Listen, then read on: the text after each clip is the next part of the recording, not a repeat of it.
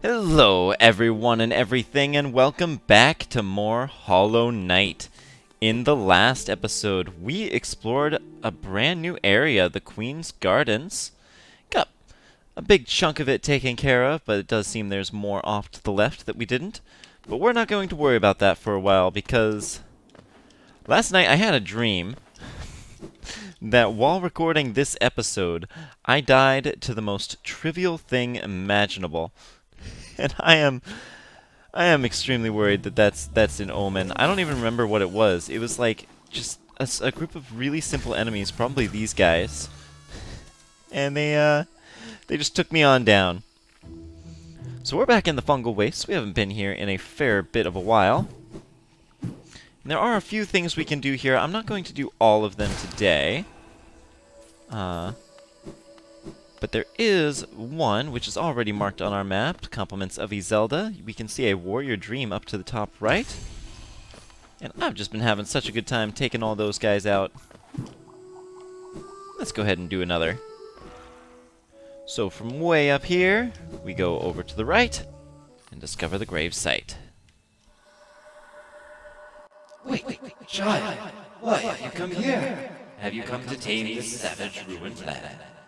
Many have come to purify this place, but all who dwell here are eventually consumed. Yes, even the wild bugs lurking below us. They were once proud like you, but now they are only monsters. Beware dreams of glory, child. Turn back, and do not return.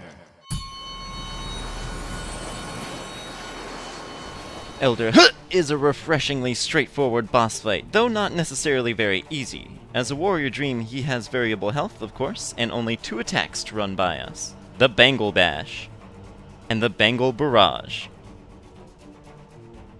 The Bangle Bash is a great test of our reaction skills, calling on us to locate the safe ground between the falling bangles and reach one in mere moments. This attack can be quite mean at times, as sometimes a dash is necessary to clear the hitbox, but sometimes the positioning is all wrong, and a dash will get you hit anyway. There's not much more I can offer for now. At this point, the game is asking for honest skill. How much have you grown on this journey?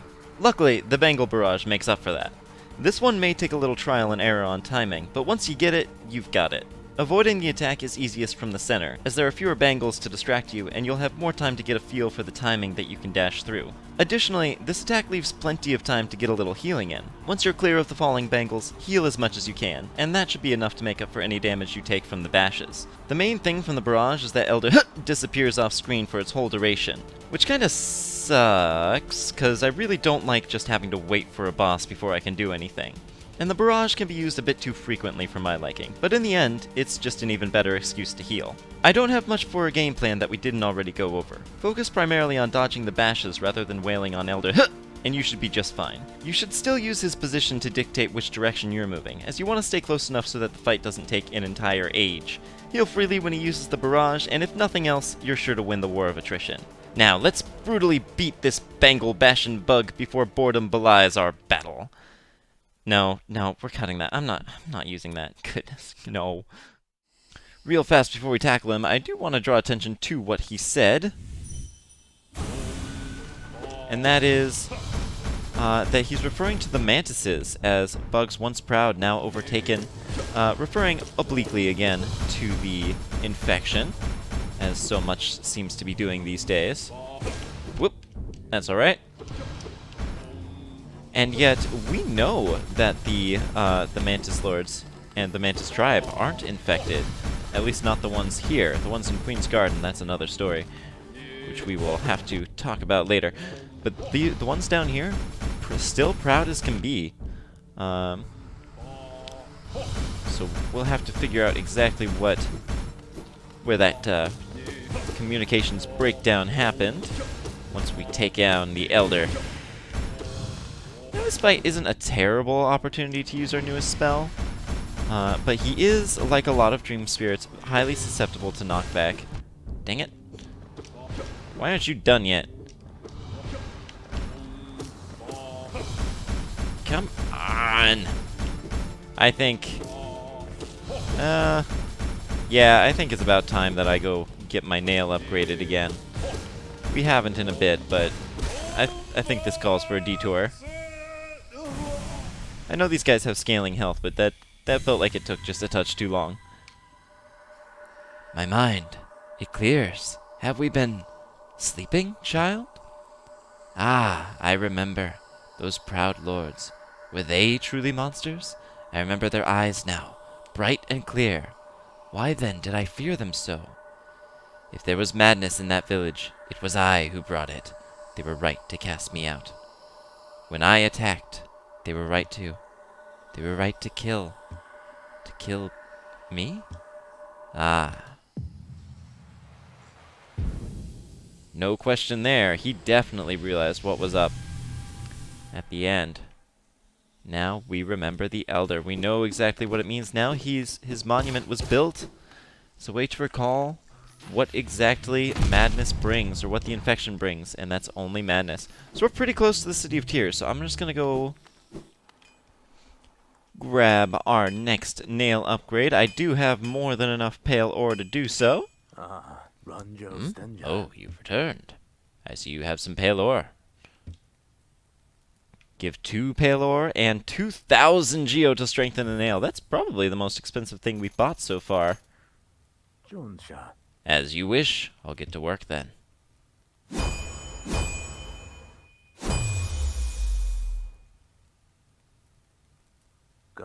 Here we are. The reforging is complete. I've modified the nail to spiral form. A very tricky task it was. You'll find it stronger than ever before. Off you go now. Cut your way forward. Look at that cool nail, a powerful weapon of Hallownest, refined beyond all others, the coiled nail.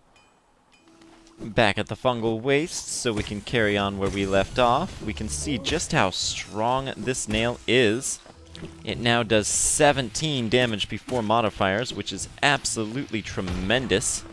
Enough to one-shot quite a few of the enemies that we've been seeing around for a while now. Oh, how about you, Mr. Fungal Ogre? Didn't stand a chance. Holy cow. Yeah, that is a new level for us. We would be an absolute force of nature if we were to equip the Fragile Strength Charm. Speaking of which, we haven't been back with Leg Eater for quite a while. Let's see what his thoughts are. I'll make more, and they'll give me more geo. If someone comes by, they have to give me their geo. If you have enough geo, you become a king. When I get enough geo, I'll become a king. That's all well and good, but since our last encounter, we've actually gotten something new. The Defender's Crest, we can't do anything with it personally because I've already bought all his charms, but when you equip it, I'll go ahead and show off, he actually gives you a 20% discount on pretty much anything that he does, including selling charms and repairing them. So if you happen to have one that you've broken, then always remember to equip the Defender's Crest, and he will patch it up for you at a discount, which is very, very nice. Now going forward, I am going to equip the Spell Twister, because there is something coming up in just a second that I want to be able to use more spells than usual for. And we are going to swim off to the left here and see what awaits us beyond. First of all, a Dream Root, or Whisper Root, or whatever we want to call themselves. It's fine. Fine with me. I feel like this is a bit of a last hurrah that we're going to have with these bouncy mushrooms. I don't believe there's anything, any upcoming instances where we really see a ton of them in a room like this, so this is just nice. I like to give them this send-off. Boing and boing. One last Dream Essence, I believe. And that puts us over 2,000. That is more than the 1,800 mark that was asked for last time we went to the Seer. So we should go back there just as soon as we get a good opportunity. But we find ourselves back in the Fog Canyon. Seems that a lot of areas are connected to it. And there's a little secret if we jump over this way and... Ooh, this is going to be treacherous and tight. Boing. Nice. Apparently when they hit spikes, they explode instantly instead of bouncing back. Good to know. We get a Hallownest seal for our troubles there, our daring do. Uh-oh. Okay, we're good. Now, I want to be at full health for this room right here, because this is one of the most annoying rooms in the game. Apart from the explosive guys, we also have these explosive bubbles, which I'm going to take one for the team and just show. When you touch one, it explodes just like the explosive guys do. And there are a lot of them in this room. Once again, make clever use of acid to make sure that those guys blow up immediately, if you can. And this is what I wanted the spells for. Is you can use it to detonate these things from a safe distance. And we are going to keep... I want to keep one alive that I can reach with the Dream Nail, just in case. Actually, you are an excellent candidate for that, so... I don't know why I... Oh, no. No! Oh, this is why this room is terrible. Okay, hang on. I got this. Looks like this you'd need... I'm very low on my spells now, but we can... There we go. Monomon. We've heard that name before. That's one of the three dreamers. In fact, the one we are headed towards right now... The teacher. But you and your thoughts of revelry for her. Boom! Oh, that looked awesome. Carry on. Wait, oh, that was a shortcut. I almost just doubled backwards through it. Rude. Oh, terrible. Okay. Whew, but our reward for getting through there is a very valuable charm notch. Been a long time since we've gotten a brand new one of those. I believe the last time we got any charm notches at all were the batch we bought from Salubra. So very nice to have yet another. What's that bring us up to? 9. Giving us a veritable treasure trove of charms that we can equip all at once now. Next time we see a bench, I might just have to see what we can now do as far as builds go. I believe I want to go off to the left first. Get in the acid. Get in the acid.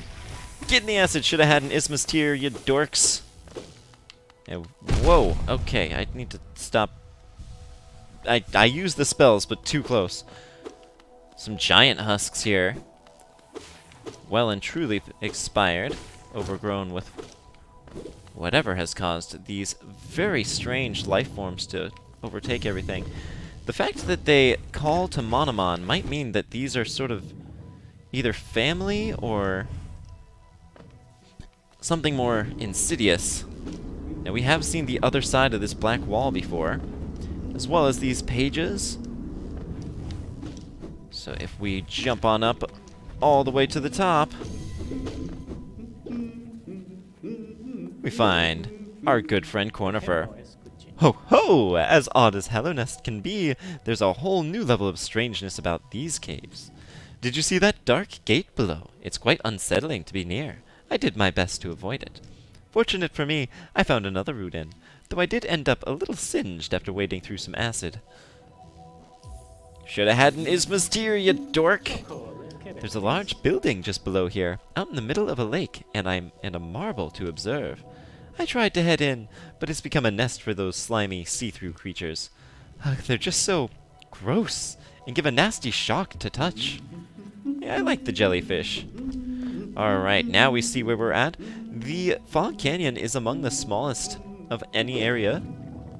I believe it's got some stiff competition in the Howling Cliffs.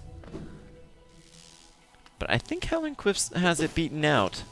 Maybe it just feels so small because it's in two separate halves that you explore in different parts of the game. Man, there's a lot of these things. Wish they gave Geo. That would have been a good little cache. We have a little dent in our reserves made by the blacksmith. Good lad, though. He did some fine work for sure. Although everything in here dies in one hit, so we're not really seeing the benefits of it. That's okay, though. Come on. Okay, well, you know, sometimes it just doesn't pay to do much. Ooh, I love the sort of slowdown you get whenever you land a hit, and so when you hit multiple enemies in a row, you get a lot of slowdown at once. Just feels awesome. Let's see, I know there's something up here. Oop, that was nicely avoided. That was as well. I'm feeling really good about myself now. No, nothing up there. Next room. Okay, we're gonna go ahead and crystal dash from this spot. And here we see that structure Corner Fur was talking about. Hello, Mr. Grub. Man, it's been a while since we've gone to the Grub Father, too. Gonna need to do some serious checking in the future. And now here's a familiar face. Haven't seen you since... Ooh, I think it was the Crystal Peaks. Doesn't this kingdom just abound with surprises? A building atop an acid lake? Despite the sight, I can't help but feel familiarity. Something stirs in my mind, though I can't yet tell what. I thought it was my lust for discovery that led me here, but now there seems something else. This building beckons me. Who are you that leads me to this place? Quirrell's starting to get his arc finished here. We've been seeing him throughout our entire journey. He was one of the very first friendly faces that we ever found. Can I fit a few more F's in that sentence? Maybe. Yeah, we first found him standing outside the temple of the Black Egg. And this is very different from everything we've ever seen before. And this is a cool looking bench. It actually has that mask iconography that we've been seeing all over the place now on it. It was on the entrance, now it's on the benches. And let's see. I believe going forward I'm going to take the Shaman Stone and the Dream Wielder. That should be a pretty good setup.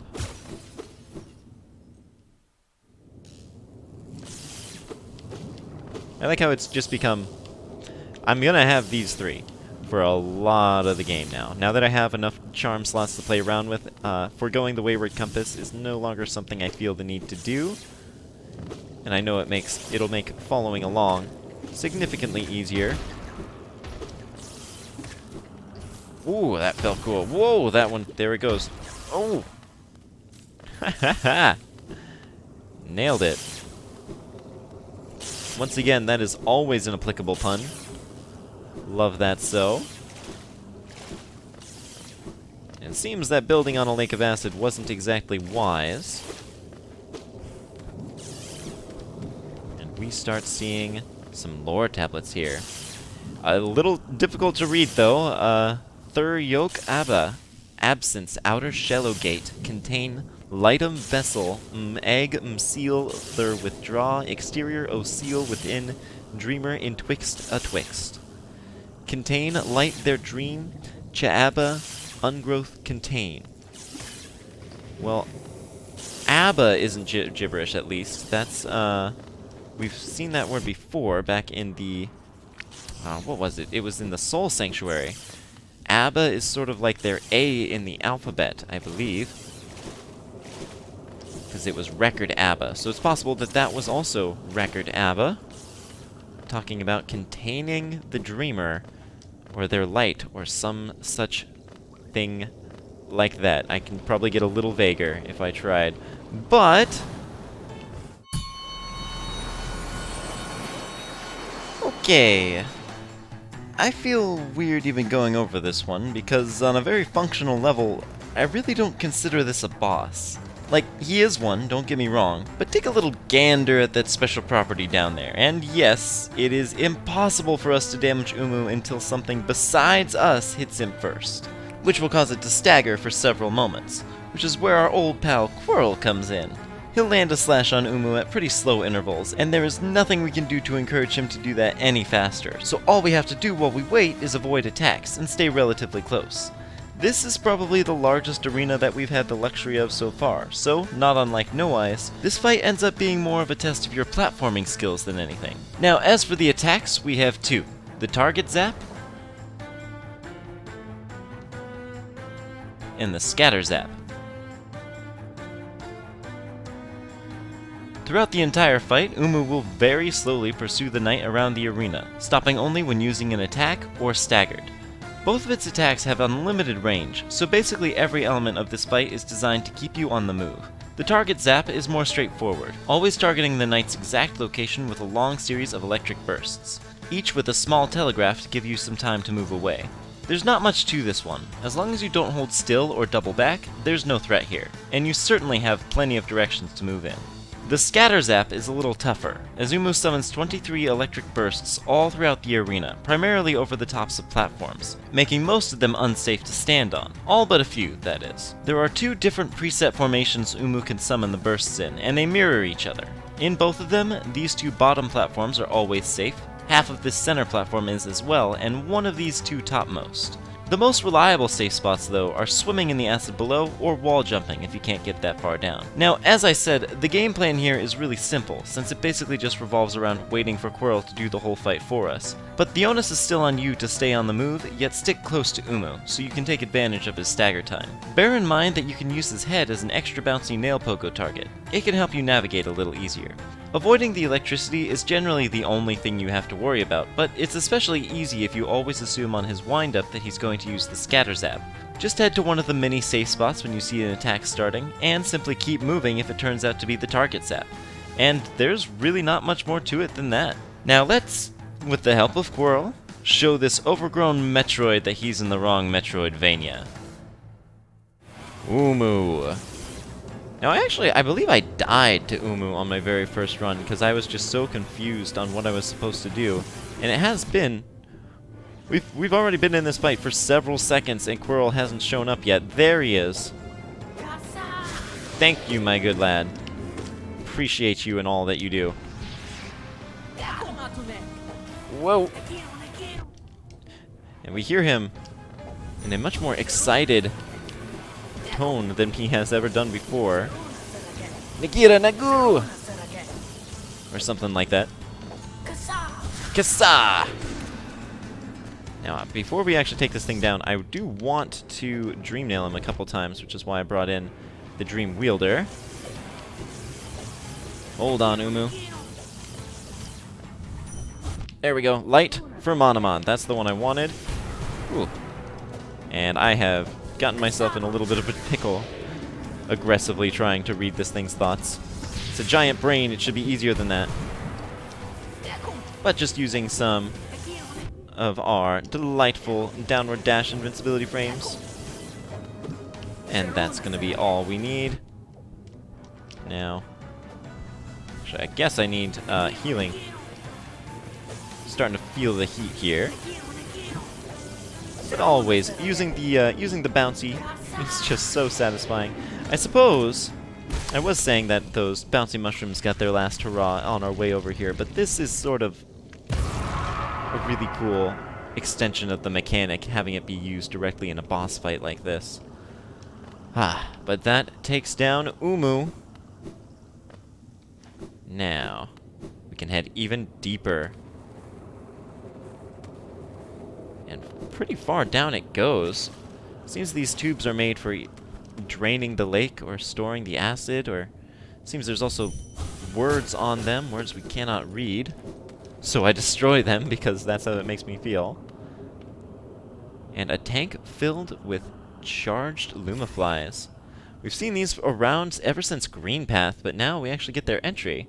They usually drift about peacefully, but sometimes they cluster together and spit out a sharp, crackling flash that will stun and burn even large beasts like myself. Watch closely for an opening and move past them quickly. Cool to see they were sort of being studied here.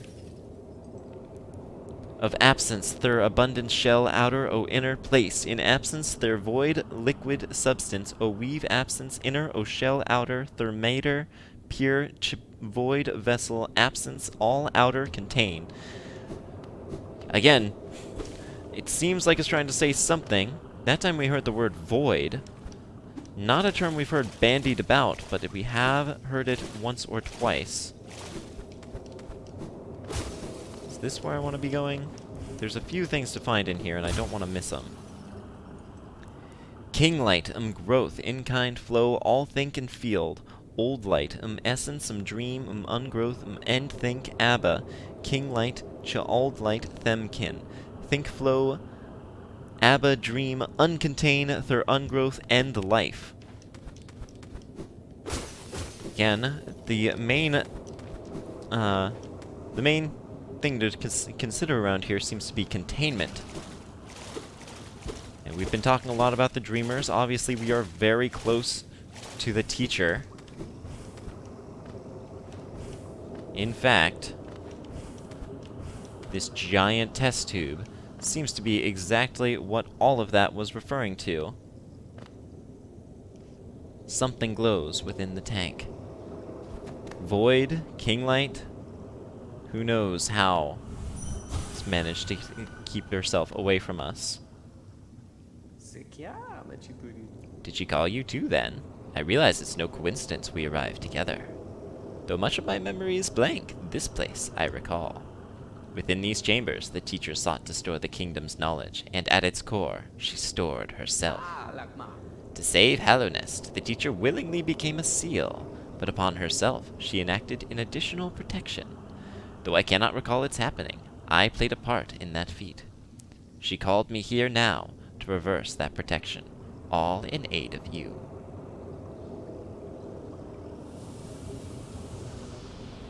And we finally see that the mask that Quirrell wore was never his. To think such a small creature would bear this king's fate. Do not hesitate. The choice to reform was hers, not mine. She knows what you would do, and seems to welcome it. So she put herself in stasis, using what seems to be a massive intellect. Another really cool detail easily missed is way back when we first met Quirrell, outside the Temple of the Black Egg, the seal and the mask that he was looking at was Monomon's. Now, I'm very excited about this because all of these Dreamers have thoughts that I've never looked at. For diversity, a seal. A world forever unchanging. The seals must break. Forever. Forever. Well, teacher, no doubt your teachings were a gift on this world. But the path forward, there's no other choice, is there?